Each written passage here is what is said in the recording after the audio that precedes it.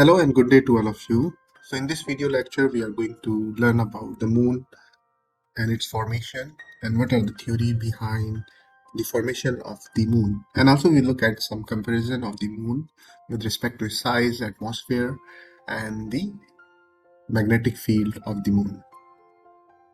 So before starting the lecture, so we have some learning outcome for this chunk of lecture.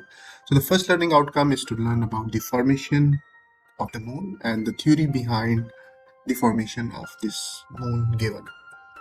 And the second objective or the learning outcome is to know the many interesting facts about the moon, such as their atmosphere, temperature, and a lot of things we are going to discuss in this lecture.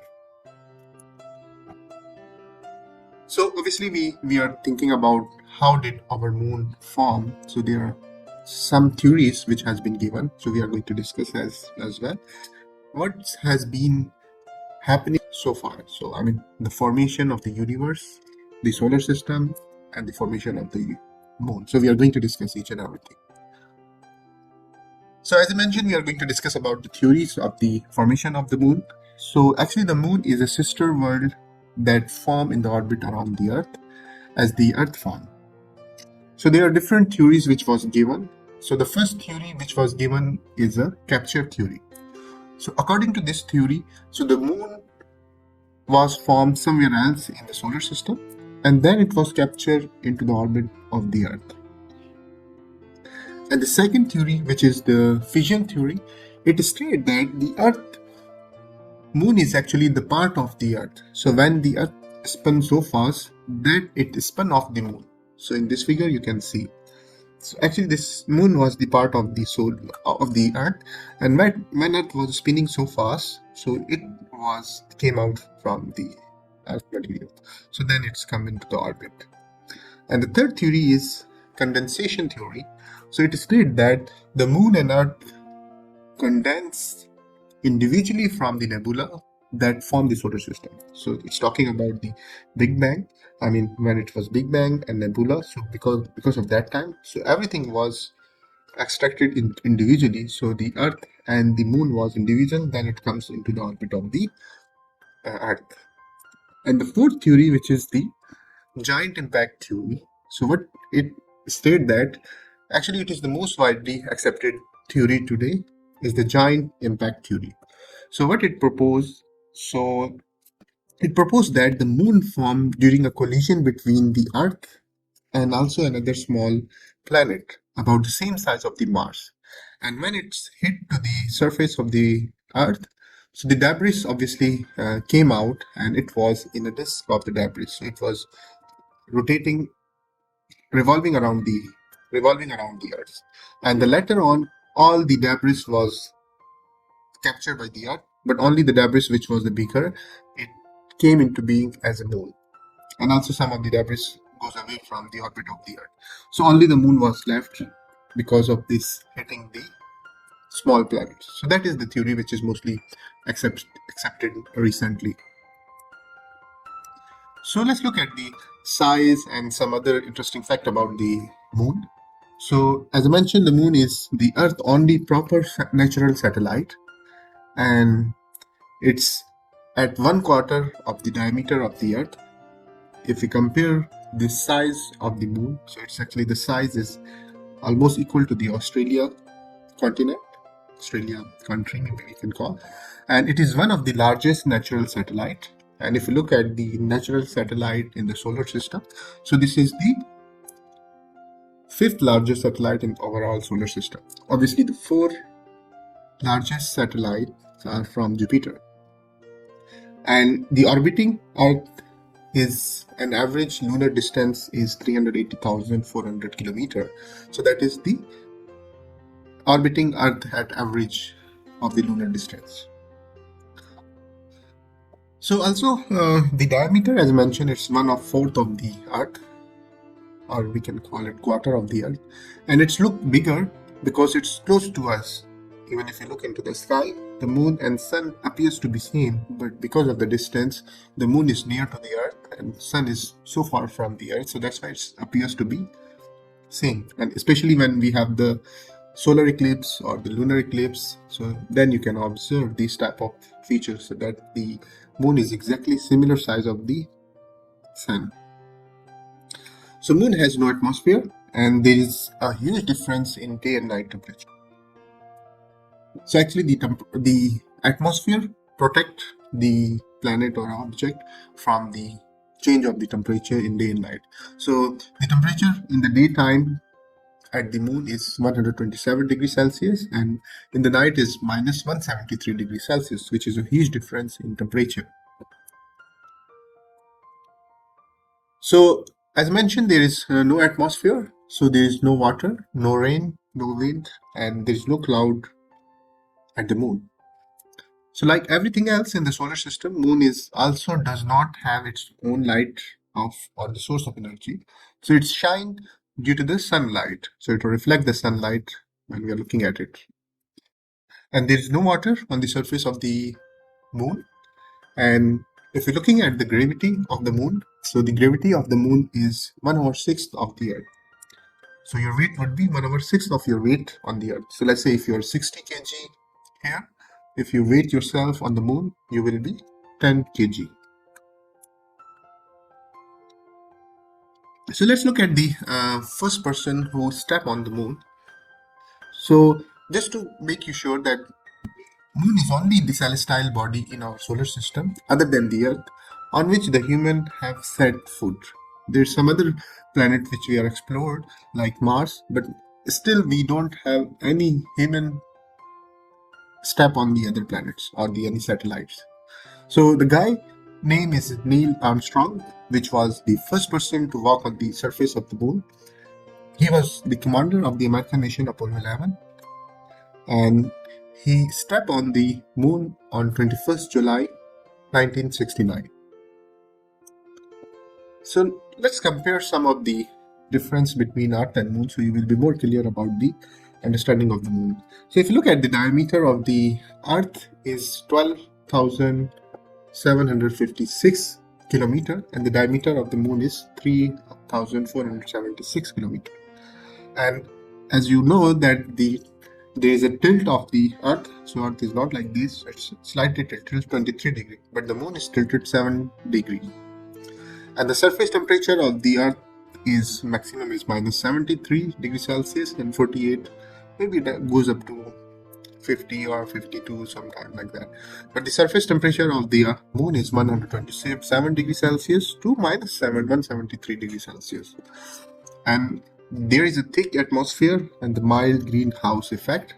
Obviously we are protected by the atmosphere around the Earth, but there is no atmosphere or no atmosphere on the moon. So it's a lots of water. As you know, 70% of the Earth is covered with water. But if you look at the moon, there is no water. There is some ice at the pool in shadows, but it's still not sure. So let's look at the magnetic field or the quakes. So the Earth has its own magnetic field, and also we have the earthquakes. But if you look at the moon, so there is no magnetic field, so there is no magnetic north and south pole and these type of things because of the inside is we're going to learn about the internal structure of the moon as well. So there is no magnetic field, and there is actually small moon quakes and the small offset core. Okay, that's all. I think you have learned about the moons and its formation and also some interesting fact.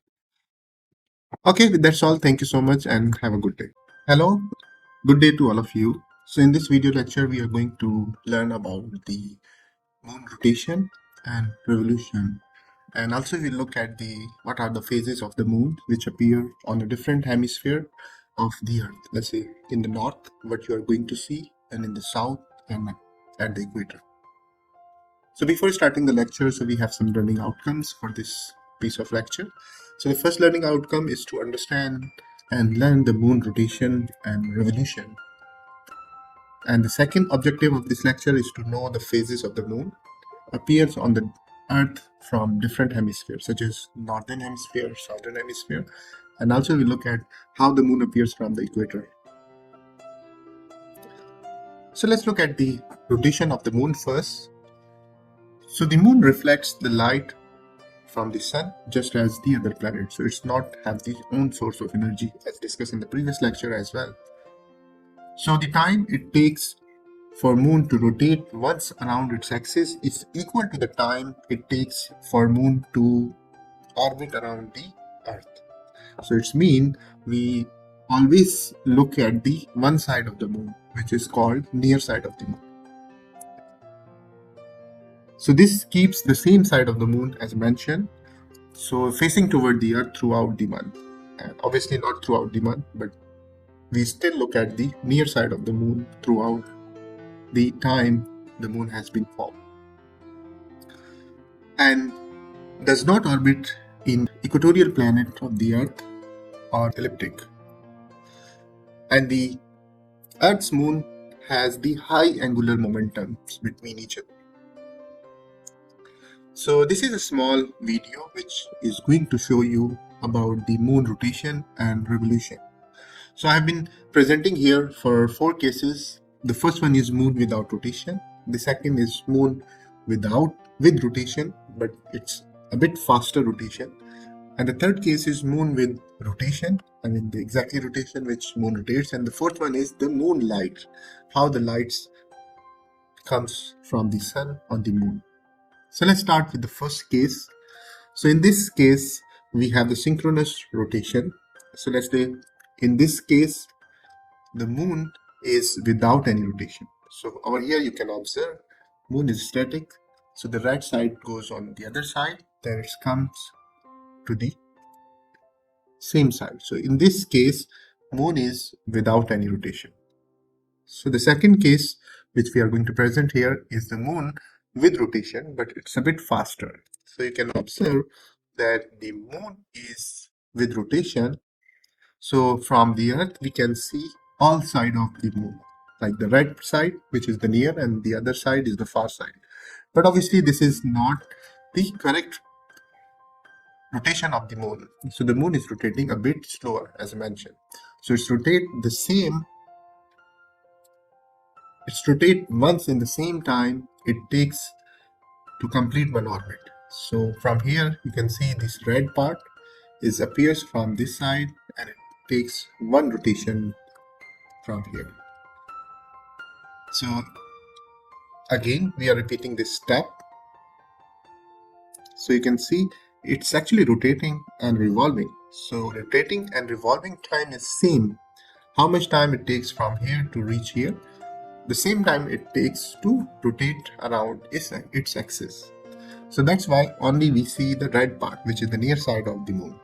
So now we look at the moonlight. So when the sun is here, so we can't see any moon. So once moon is moving here, then you can see this is the full moon. Then again going back. So obviously we are looking at only the red part. So now you can see the moon is becoming small and small. Also we are going to look at more into details from this figure. So this is the figure which is actually if our sun is here, so then the moon is like this, and it's going to be bigger, bigger. And when we have the full moon, so this is actually the full moon, which is we can see on the middle of the month. But after the full moon, then it's going to be small, and suddenly disappear for one day. And now we look at the lunar month. So the lunar month is normally, this is the form of one new moon until the succeeding new moon. So if you look at an average lunar month, which lasts actually 29.530575 days, or it's actually around 29 days, 12 hours and 44 minutes and 2 seconds. Days are shorter of the calendar month. And do you know why is a day on the moon is same as the lunar month on the earth? It's because like many other moons, not only the earth moon but the other satellites, so like many moons in the solar system, the moon has the synchronous rotation. So it takes the same time to spin once on its orbit as it does to complete one orbit around the earth. So that is the fact. That's why if you look at the surface of the moon, so that also have the same length of the day as we have the same lunar day on the earth's surface. So did you know that the moon looks different from Earth, northern and southern hemisphere? Obviously, you can see the Earth if the moon is here. So if a person is looking from the northern hemisphere, he will be looking on this part of the moon. But when a person is here on the southern hemisphere, so it will be looking at this region of the moon. So that's why the moon appears differently from the northern and southern hemisphere, and obviously different from the equator as well. So now let's look at the appearance of the moon from all hemispheres, even North Pole, South Pole, equator. So these are the observations. So if you are looking at the person, if he is observing from the North Pole, so from North Pole you can see the moon will be appearing like this. So this is the first quarter, then this is the full moon, second quarter, and the end of the month. But when a person is looking from the northern hemisphere, so it will be appearing a bit more tilted like this one. So it will be like this, then this. The full moon is obviously same for all hemisphere. But if you look at equator, so you will be looking this way of the moon when it's a new moon. And when it's ending, obviously it will be same like this one. And if a person observing a moon from the southern hemisphere, so you can see the moon will be other way around. So it will be flipped. And this full moon then when it's end of the month. So more focus on the northern hemisphere. So they have a specific name of the moon. So when there's a new moon, then waxing crescent, and this is the first quarter, and the waxing gibbous. Then we have the full moon, waning gibbous, third quarter, and waning crescent. So this is from the northern hemisphere. So similar way we have from the southern hemisphere. So the names are from here is the name is actually the same, but obviously you will see the other side of the moon. So this is the new moon, then waxing crescent, first quarter, waxing gibbous. Then we have the full moon, then waning gibbous, third quarter, then the waning crescent. So these are the some names of the moons when it appears from the north and south hemisphere. So if we compare our moon within the solar system, the natural satellite, so the moon is actually the fifth largest satellite of the solar system. So the first one is Ganymede, which is from Jupiter. Second is Titan from Saturn, then Callisto, then Io, then the moon comes in. And if we compare this all satellites from the Earth, so this is the size of the Earth, and other moons are smaller than the planets. So that's all. Thank you so much, and I hope you have learned something about the moon rotation, revolving, and also the different phases of the moons on the different hemisphere. So with that's all, thank you so much and have a good day. Hello and good day to all of you. So in this video lecture, we are going to learn about the selenology, or we can call it geology of the moon as well. So before starting the lecture, we have some learning outcome. So the first learning outcome is to learn and understand the moon geology and also the time scale. Like we have the geological time scale, so we have the geological time scale for moon as well. And the second objective of this lecture is to understand the process of degassing and the rock samples from the moon. So you look at the rock sample as well. So let's look at the formation of the moon. So as I mentioned, there is different theory about the formation of the moon. So but what we believe we have explained in the previous lecture, so you can refer to that lecture as well. So it's stated that the 4.5 billion years ago our moon was formed. So obviously the lunar rocks and meteorites all was formed together. So it means the age of the moon is 4.5 billion years. So let's look at the geology, or it's called the selenology of the moon. So if we divide the geology of the moon, it can be divided into two different parts. So by this color in this figure on the right side actually represent the elevation of the surface of the moon with different color. So it can be divided into two category of the rocks. So one of them is iron rich and the second one is magnesium rich. And also we can divide these rocks into different years or the age, which is 4.3 to 4.5 billion years, old rocks, and the other is 4.3 billion onward from the recent. So also we can look at the internal structure of the moon. So let's start from on the top we have the crust, which is around 52 kilometer thick. Then we have the mantle, which is actually 1205 kilometer thick. And then in the core we have the partial melted core, which is 150 kilometer thick. Then we have the outer core, which is 90 kilometer, which is liquid, and the inner core, which is 240 kilometer, which is the solid core. But if you look at the crust, so it is mostly made of the silicate minerals, which is generally an ionic compound whose anion consists of the predominantly of the silicon and oxygen atoms. So these representing actually the craters which we have here and the lunar trail. So now we look at the process what happens so far today, and what are the actually process that forms these type of rock minerals on the surface of the moon.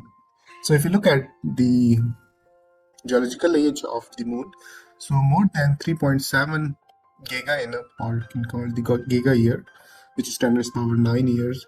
So there was actually argon 40 and argon 36 ratio was quite higher. So actually this ratio is cause of the decasing of the lunar exposure. So during that time we have a lot of volcanism here. So you can see when there's volcanism, this degassing phenomena happens, and there's a lot of degassing phenomena happen. So we are going to look at some of the rocks from these type of structures. And also the second effect was the solar wind. So because of the solar wind, there was implementation of wind gases and also implementation of argon 40 from the lunar exosphere. And also because of the heat of the mantle, there was some crackdowns because it's partially melted, plus degassing phenomena. So because of that, you can see these type of features was happening during that time. So if you look at the time scale on the lunar stratigraphy, so lunar stratigraphy has been divided into 5 general recognized period. So one of them is pre-Nectarian, which is the oldest time. Then we have the Nectarian here, then Imbrian. In Imbrian we can divide into late and early Imbrian, then Eratosthenium, then finally the recent time we called it Copernican. So also I have explained here, so this is actually the time when it was 34.5 billion year to around 400 maybe 3.9 billion years. Then you can refer to all time scale which is given below.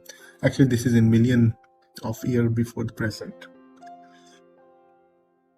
Also we look at the topography of the moon. So you will be thinking either the surface of the moon is flat or topography it is high and low.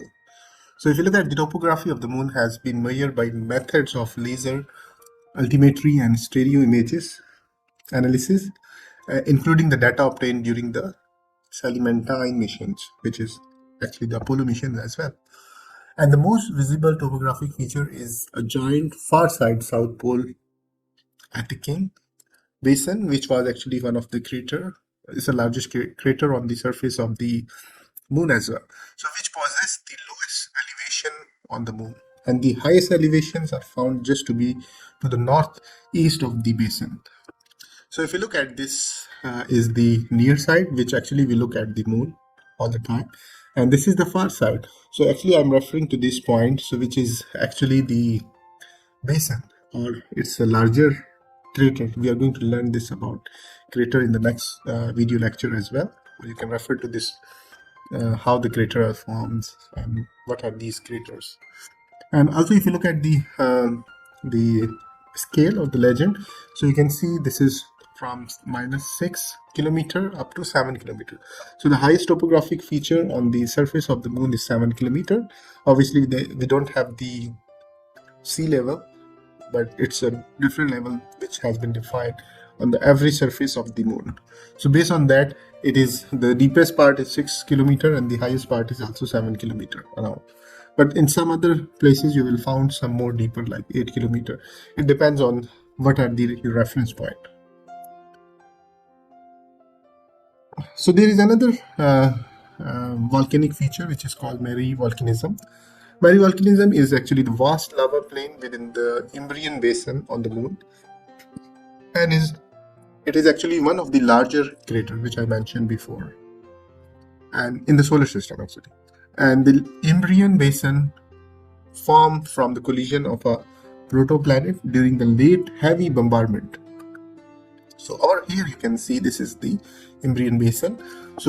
And the basaltic lava later flooded the giant crater to form the flat volcanic plain seen today. So if you look at today, so it appears to be very flat, but this is because of the lava flow on the surface of this basin. And if you look at some of the features, so you can see this is the highest peak, which is shown here, southwest Imbrian. And also lunar volcanism. So as I mentioned, there is some moonquakes, and also it's volcanically active. So on the left you can see these are actually the flow of the lava, which is one of the example here shown. And on here this is the Marius Hill. So this is the highest point which is normally known in the surface of the moon. Then there's some rocks which has been collected from moon surface during the Apollo mission. So this was the rock which was taken from Apollo 17 mission.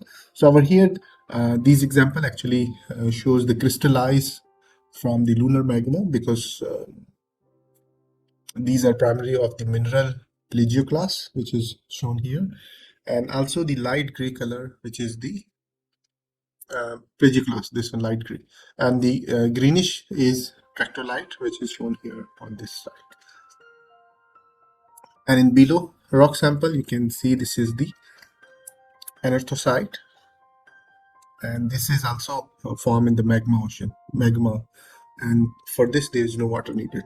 And plagioclase feldspar also does not need water, I mean when it's forming. So it's mean that it was formed when the magma was separated. And there is another rock which is the polymix breccia, which is on the left side, and on the right side is impact melt plus class. So these are taken from some Apollo mission 16, and this is also from 16. Then we have some lunar basalt. So normally these rocks are typically the lunar volcanic rocks. So you can see the degassing phenomena happen on this rock, and it was collected from Apollo 15 mission. And both are 3.3 billion year old basaltic, similar to those produced by volcanoes such as Hawaii on earthquake. And the lower image, which is over here, shows that it contains some types of gases, possibly carbon monoxide, which form the round holes known as vesicles on the surface of this rock. So you can see this is rounded. Okay, that's all. Thank you so much. I hope you understand about the geology of the moon. Thank you and have a good day. Hello and good day to all of you. So in this video lecture, we are going to learn what are the moon craters. So you have been looking at the surface of the moon is not flat. There is many small holes like this one. So these are called the crater of the moon. So we are going to learn about this, how these are formed, and how many craters on the surface of the moon we have already discovered. So let's look at how and why the moon craters are formed.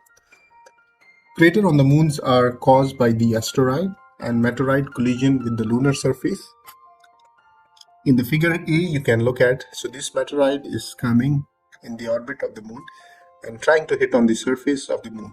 So once it hit to the surface of the moon, so you can see it can go, because of the weight, I mean depends, if it's larger then it can produce a bigger crater, when it's smaller and can create a smaller. When it goes inside, I mean hit to the surface, then you can see this all surface materials goes out, and it can form like a syncline or the basin feature. And if you look at the how many number of craters we have on the surface of the moon, so there are thousands of the craters. And unlike the Earth, the moon has no atmosphere to protect them from impacting this body. There's a lot of meteorites which can comes into the orbit of the Earth, but because of the atmosphere, it can protect and it can reduce the speed of the meteorites. So let's look at the count how many craters we have on the surface of the moon.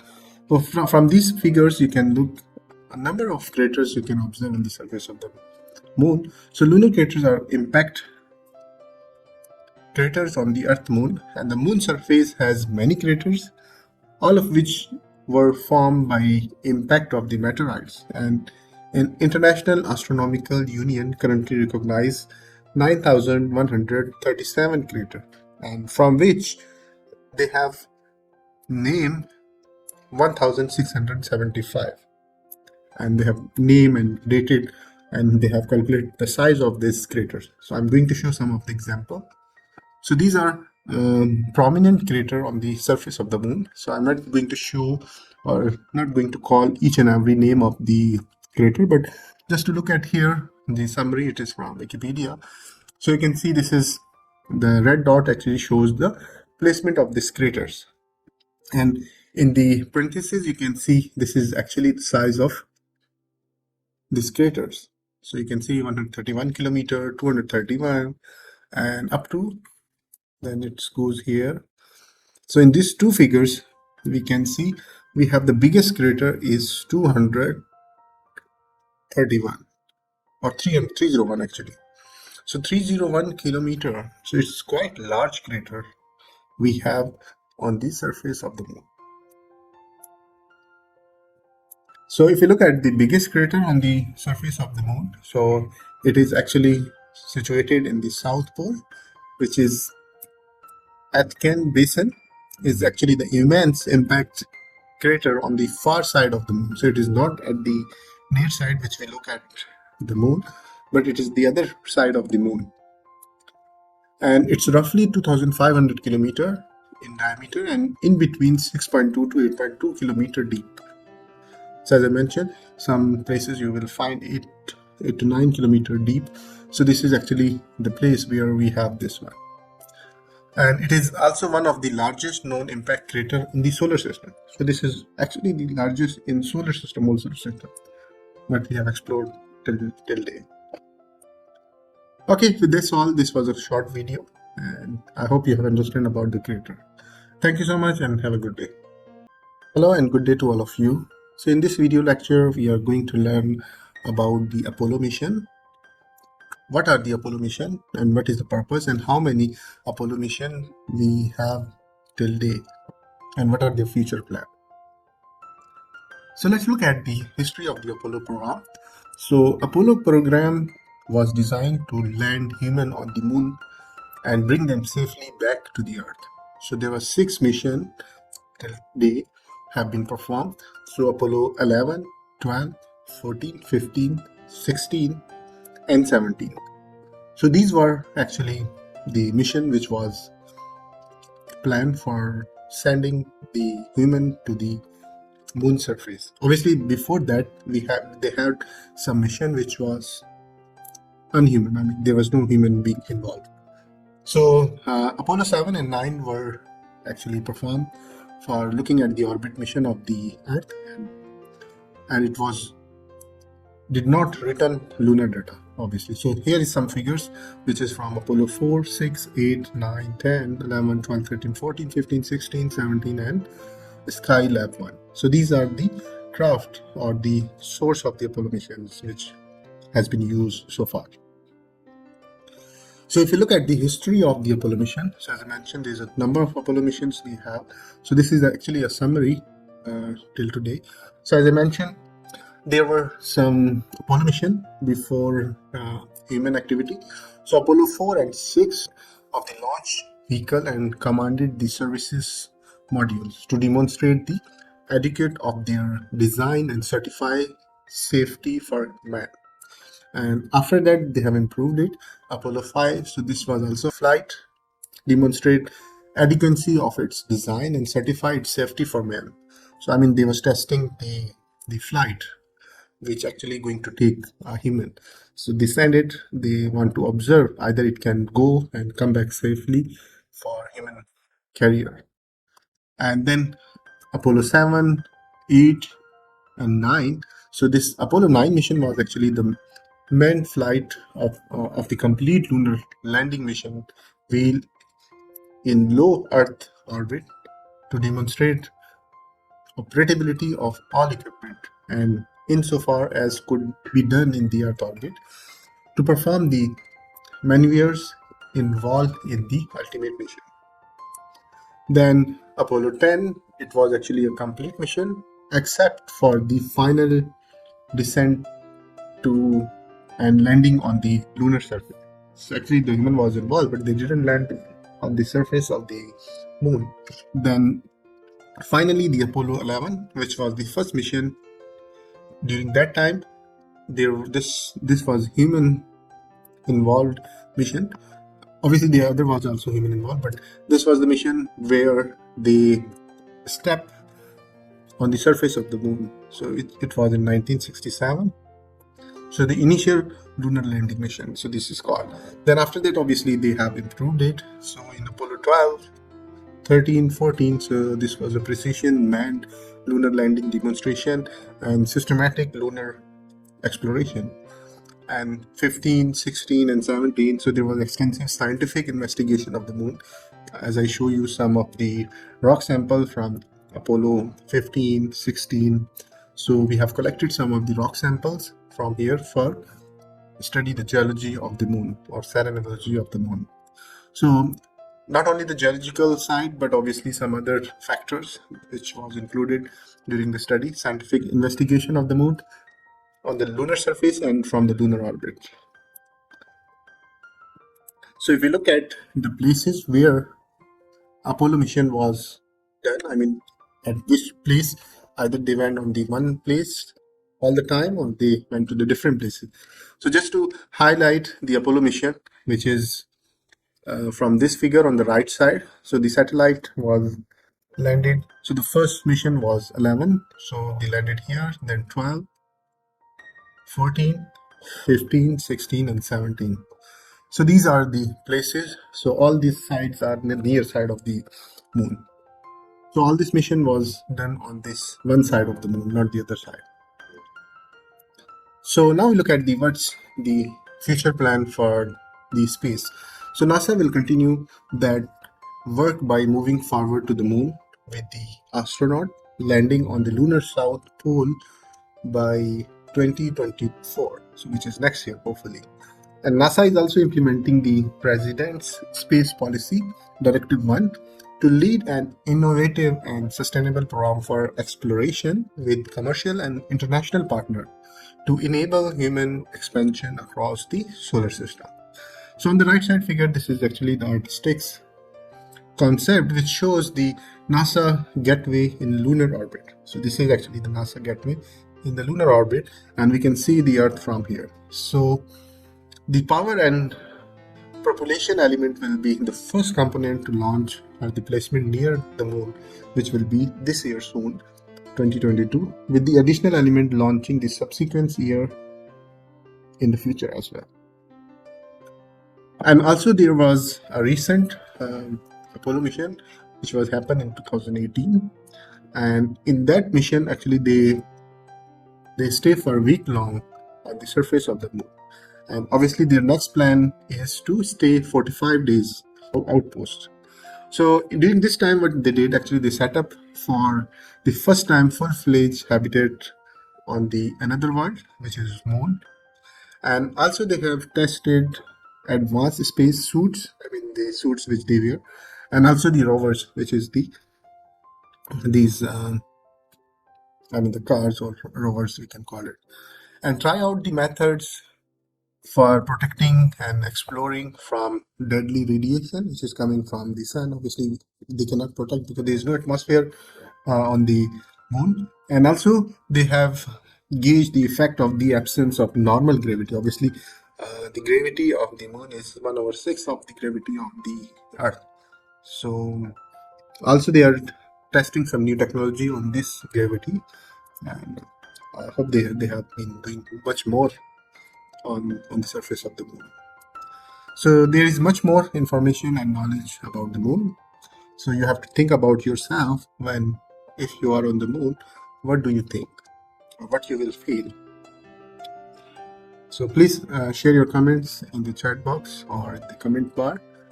And that's all. Thank you so much. And I hope you have learned something about the Apollo mission. And if you want to learn more about this, so please visit the NASA website. And obviously, there is much more information given for you. And that's all. Thank you so much and have a good day.